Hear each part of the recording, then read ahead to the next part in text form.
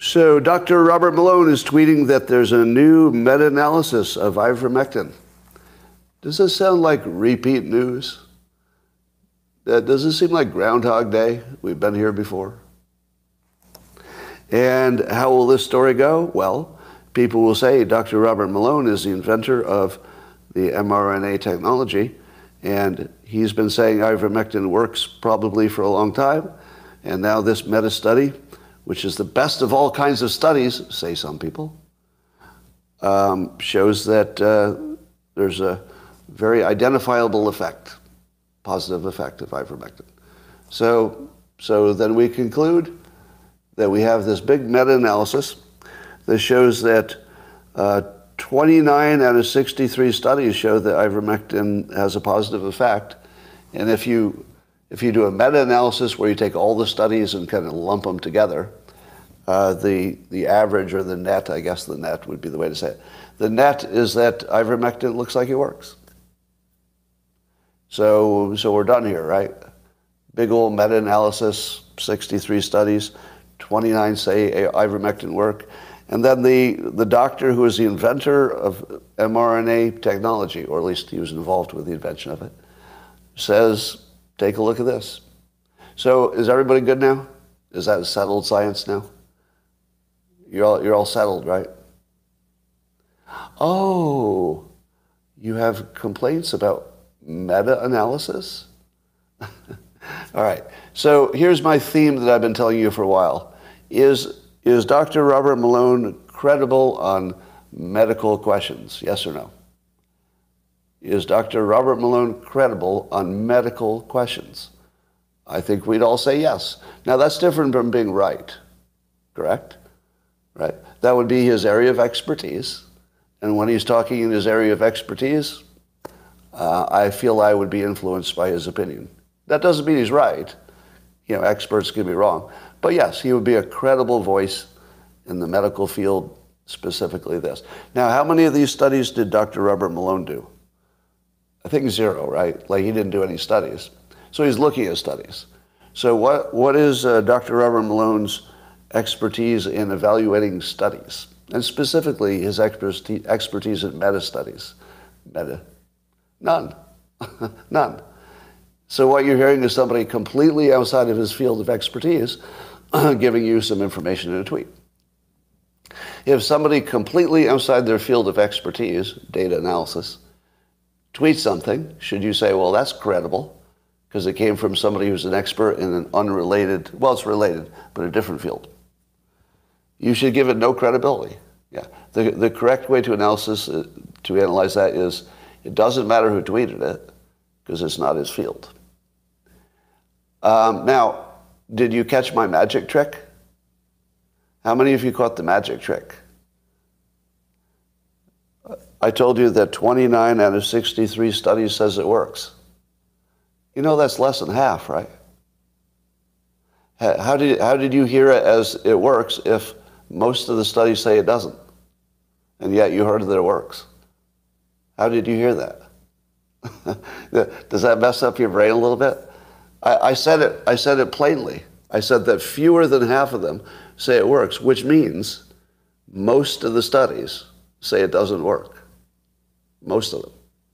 Now, a meta-analysis, you take the ones that say no, the ones that say yes, and you put them all together as if it were one big study, just artificially, and then you see what that looks like. Do you know why that doesn't work? Do you know why a meta-study of this nature is completely unreliable? Because it depends entirely on whether the biggest studies were right or not.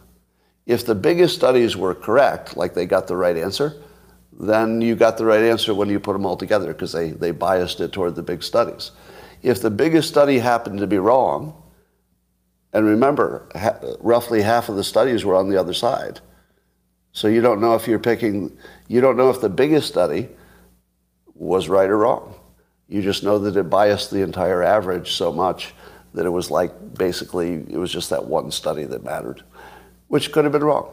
Now, how many studies are typically wrong? Just in general, not about COVID, but in general, about half, yeah.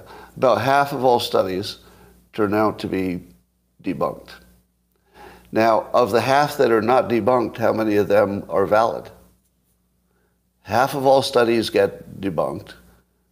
Half do not. Does that mean the half that do not get debunked are the good ones? Nope.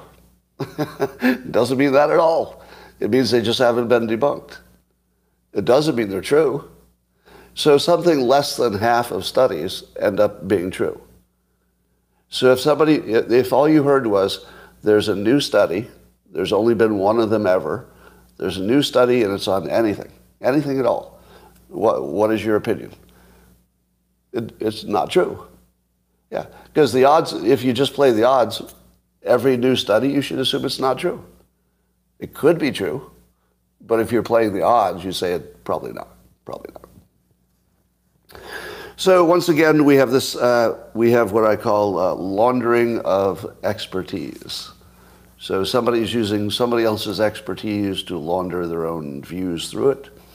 In this case, Dr. Malone, I'm sure, from all indications, has an opinion about ivermectin being likely a positive thing.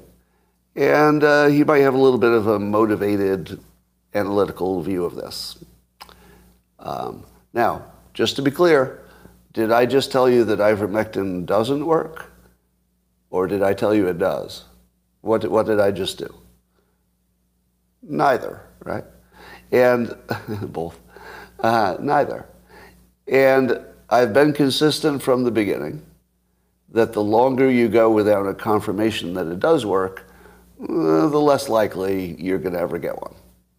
Doesn't mean it doesn't. I've never ruled it out. But there's no evidence that would convince me yet. Could. I could easily be persuaded, but nothing yet. How many papers related to COVID, not just about ivermectin, but COVID in general? Just take a guess. How many scientific papers have been retracted by the authors? Meaning they published a result and then said, oops, usually because somebody else pointed it out. Oops, and then had to pull them back. I don't know the percentage, but 224. 224 scientific COVID-related papers have been withdrawn by the authors where even the author says, oops, that was a mistake. I think usually it's the author who also agrees. In some cases, it might be the scientific publication itself, I think. But I think the author usually also is part of it. Yeah. So, yeah, the question is, and of how many, right? But how many do you think?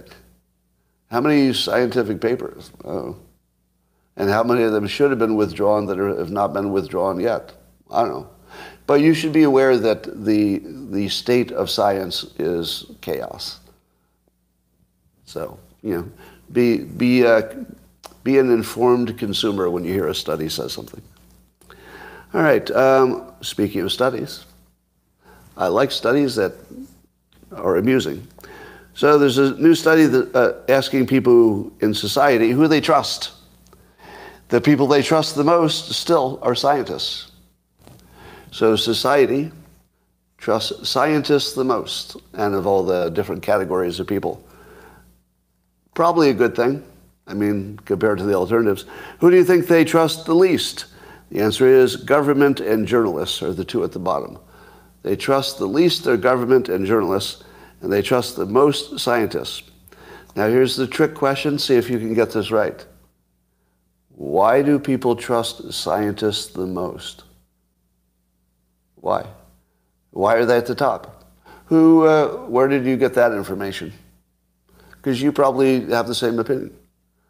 You believe it because who told you that science is what you should trust? The government and journalists told you to trust science. Do you know why? Because then when the government that you don't trust and the journalists you don't trust tell you to do something, they will say, don't trust us, look at the science that we funded. And then don't look at the science that we suppressed. So the two groups that you trust the least, government, which includes schools, right? Governments determine what the schools are doing.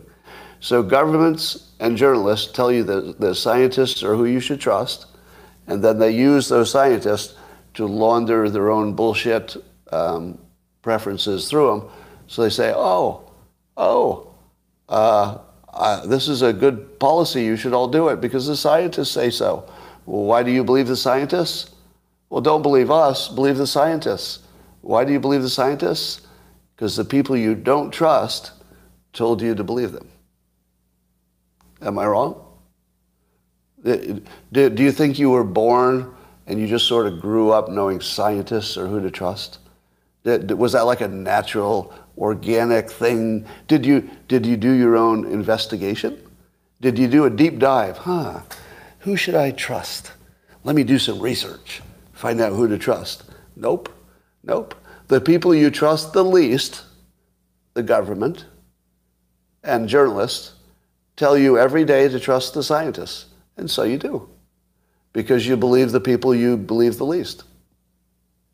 Why do you believe that? I don't know. I don't know. I have no idea why you do that. Stop doing that. Don't do that.